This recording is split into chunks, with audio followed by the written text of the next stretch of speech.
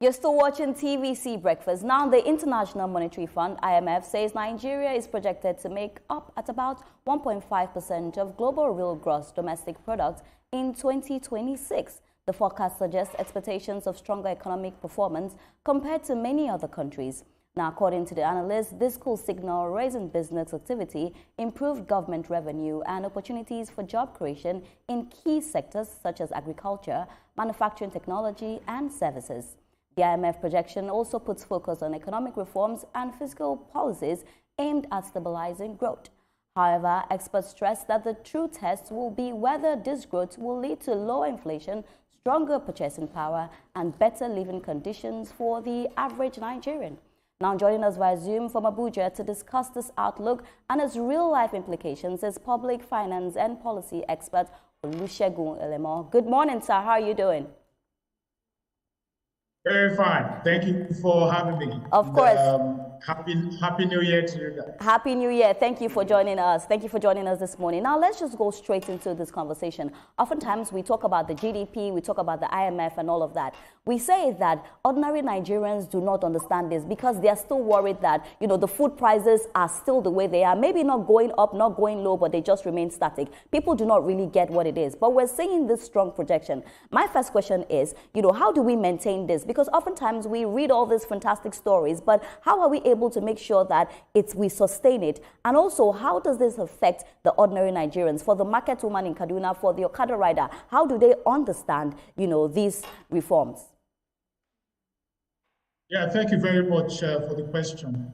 I think your preliminary submission on whether the food prices are going up or down or static, I think that is would be a reflection of the reality of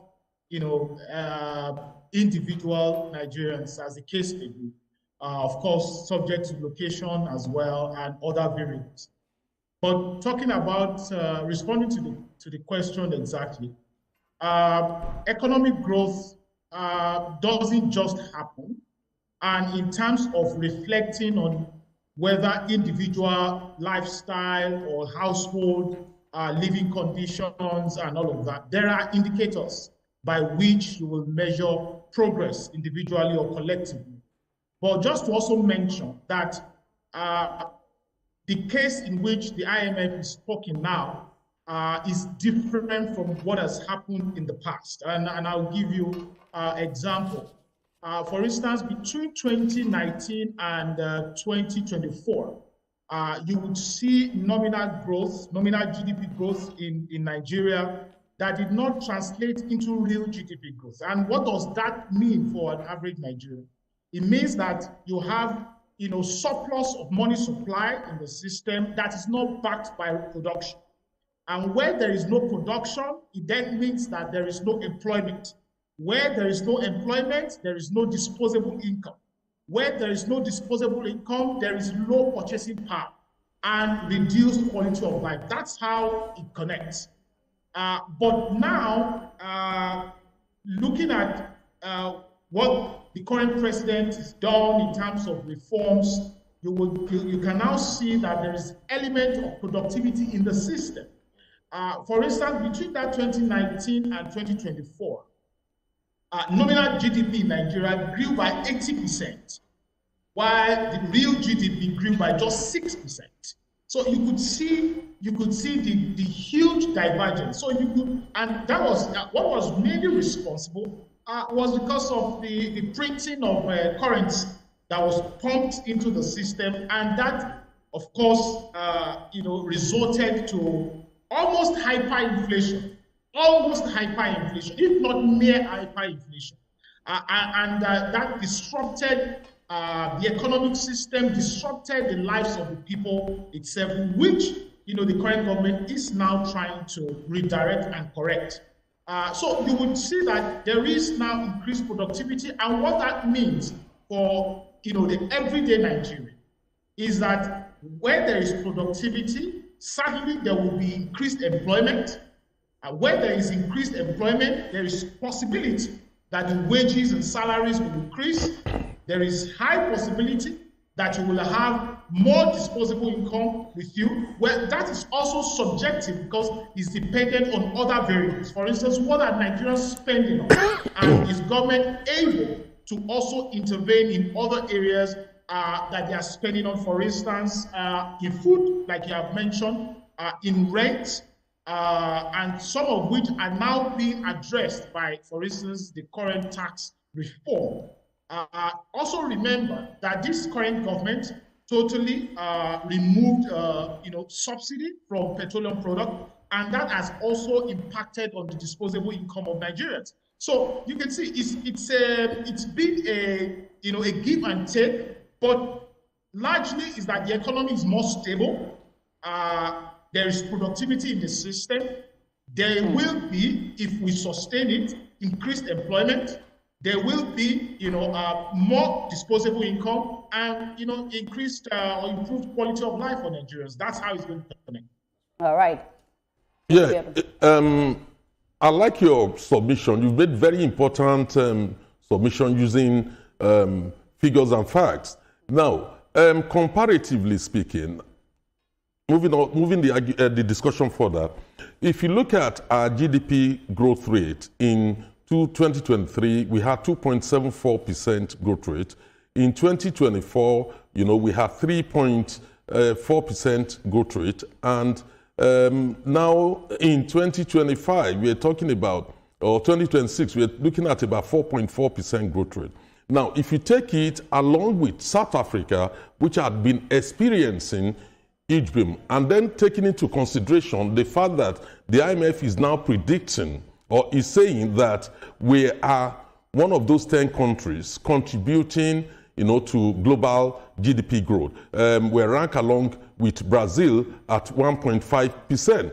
Now, what do you think accounts for the difference? Because if you look at the predictions for South Africa is predicted to have or to contribute 1.4% this year, and then next year, 2027, 1.5%.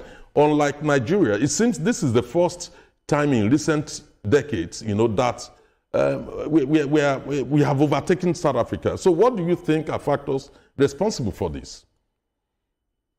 Well, I think that the dynamics of both countries, the economic dynamics really, have shifted and given, the global economic activities as well. Nigeria used to be the largest economy in Africa before we were overtaken by South Africa. But also is that, like I mentioned, there is a difference between nominal growth and real growth. What you've experienced now or currently experiencing in South Africa is nominal growth that are largely driven by price increase. And you don't have inflation discounted on that. But in this case now, you have Nigeria overtaking South Africa in terms of real GDP. And when you really want to measure productivity, it is the real GDP after discounting for inflation. That's when you really know what is happening with the economy and economic activities in a particular environment.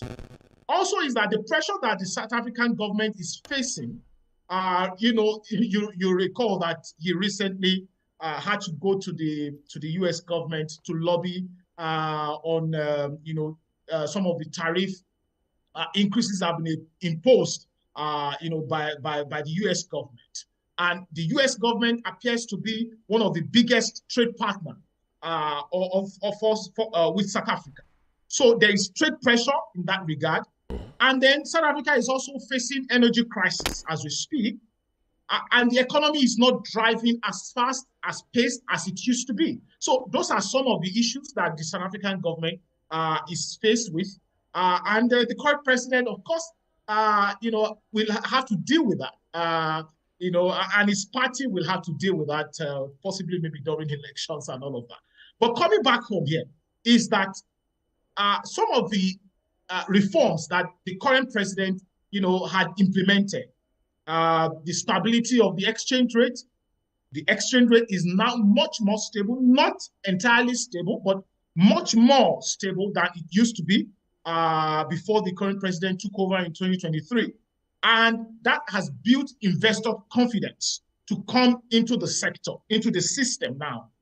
And you would see a lot of inflow coming in, investment-wise. In fact, recall that recently we've had some trade rounds in which the president himself led, the government to Brazil, like you mentioned, to the UAE, and then recently to Turkey, all in a bid to expand, the economic base and attract, foreign investors. And I know that yesterday or thereabout, the UAE and the Nigerian government also, hosted the Investopedia in Lagos. We are now beginning to see gains from all of these reforms, including fiscal reforms, the tax reform that the president has pushed through, even though implementation is still being worked out. There is more money now in the hands of the governors. And I just hope that they can spend that money productively, because that is what will make a sense for the economy and make a sense for the average Nigerian. If we don't spend this more money that the governors have in their hands, including the federal government, and now with the local government autonomy, much more money will now trickle down to the third tier of government. We need to spend that money productively and ensure that we reflect the economy in a way that impacts positively on the lives of Nigerians. And that's how we're going to be able to sustain this momentum. Thank you so much, Mr. Elemo. But I have some other concerns. Now, do you ever worry that global GDP ranking headlines such as these could maybe create a false sense of economic progress for fiscal policy makers, whereas the real test and the real metrics you should be using are revenue efficiency, infrastructural outcomes, and human development indicators? Now, you've used a lot of positive buzzwords here. Subsidy, all the big positive buzzwords you use, and they are great. But I have viewers who are watching right now, and their microeconomic realities tell a very different story than these figures and these words they are using. Level with us. What are some of the indicators in the average man's life, in the marketplace, that they can start to feel that this headline is real and it matters, and that IMF World Rankings are truly good metrics to measure their life on? Well, the truth is, right, these indicators, whether micro or macro, will always be there. In the real sense is that, how does it translate into my life, for instance? And like I said, you will not see the immediate reflection in your life. For instance, if the economy starts growing, you are not likely to see it immediately in your life as an individual or a household. Whereas on the other side, if the economy starts to shrink, you will start to feel it almost immediately. That's how life is and economics. But the truth is, right, when we had the inflation, what kind of inflation did we have? We have an inflation that is largely driven by cost push inflation. And what does that mean? It means that the cost of production for enterprises grew, and they transferred that burden immediately to the consumers. And that's how the prices of food and other consumable items started to increase, including transportation. And people started to feel the impact, negatively in their life. Their disposable income dropped.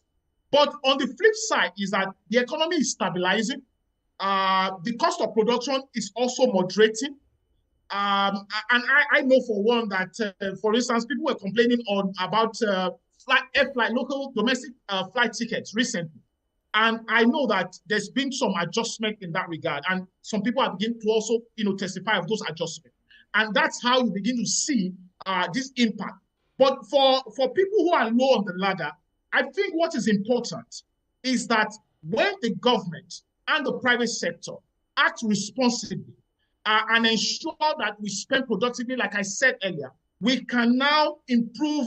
What matters to the everyday Nigerian anyway? Employment, food, shelter. So if we're able to spend productively, we can improve unemployment, for instance, attract investment, and then have companies employ more people. That will also, limit the employment burden that we're currently facing.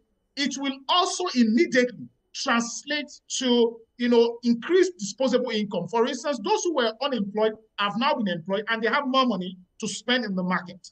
And again, is that the government will also have to constantly review, the welfare packages for its workers, both the government and the private sector. The companies, for instance, are declaring huge profit. I know, for instance, for last year, all of the banks declared huge profit. Companies operating in the telecom sector also, declared huge profit. They will have to transfer some of those benefits to the consumers and their employees, and that's how they'll begin to feel, the positive side of the economic growth that we're currently experiencing. Right. It's really, really practical if we take, very responsible decisions, whether in the private sector or in the public service. Absolutely. Thank you so much for making sense of, some of these things, that Nigerians ordinarily will see. What they see is figures, but then we need it to be translated into reality. But according to the IMF, looking at the world statistics, which informs what we're discussing, talking about the top 10 contributors to global real GDP for 2025. So we see that China is taking the lead, 26.6%, India, 17.0%, over and above United States, 9.9%. So we have China plus India alone contributing for the 3.6%. And then Nigeria comes after Turkey and Indonesia with its 1.5%, even above Brazil, Vietnam, Saudi Arabia, and Germany. And you saw Elon Musk, retweeting the statistics, saying that the balance of power is changing. So what does this say about Nigeria among the Committee of Nations in terms of international, politics, geopolitical, alignment and realignment, and the fact that we are seeing that China is also rising, Nigeria is also making a statement. But then, deep down we know that some are saying that if we fix our electricity, then we shouldn't even be talking about 1.5, we should be talking about higher figure. What do you think has really been the drawbacks historically for Nigeria while we are here, when people are saying that we are supposed to be farther from where we are at the moment? Yeah, thank you very much. I'll quickly just touch on the issue of the United States. The current government has been highly inward looking, and that is largely responsible for what the projection is about. And it might even go lower if care is not taken. If the current trajectory is sustained of inward-looking policies. But again, I'll leave the United States and talk about Nigeria. I think that for Nigeria is that there are quite a number of indicator mix that have been responsible for where we are. We haven't had sustained progressive economic policies in recent years, and then coupled with infrastructure deficit. All of that are now being corrected. I don't know how quickly we can get out of this, but one important portion of that is energy that you mentioned, power, electricity, to just be very clear. It appears that it's been a log in our economic journey. And whichever government is able to take us out of this mess would have done much more, than any other government put together or every other government put together, and catalyzing the Nigerian economy far beyond an imaginable sport. And I think we need to take very seriously this energy crisis that we're facing, and we have the resources anyway. We have the resources, so it's just the willingness and aggregating the collective efforts to ensure that we get the results. But beyond energy is also the issue of inflation that we've experienced currently and is currently moderating. Howbeit, it was rebased by the current government. People are saying that whether the current inflation figure reflects the reality in the market and in households is another thing entirely. I for one, have an argument on that, but that's not the basis for the discussion this morning. I think that the government will need to do more in ensuring that the inflation that we're currently... The man on the street is still suffering. He doesn't even understand where we're going with it. And prices are still high. You can check it after the show. Well, thank you very much. I don't think there is any local route that you would have to pay. What they do with it is going to matter largely in how the people matter largely in how the people within their domain, feel the impact, of what government is doing. Their domain, feel the impact, of what government is doing. The local government as well. So we will need to really pin down and narrow down on what 2 days ago, and you could see how deserted the airport is. And I'm wondering, do you really need an airport? But if you don't tell us the state, how do we know how to make it better? Maybe the governor of that state is watching. You can never tell. I don't want to spotlight any state so that it doesn't do.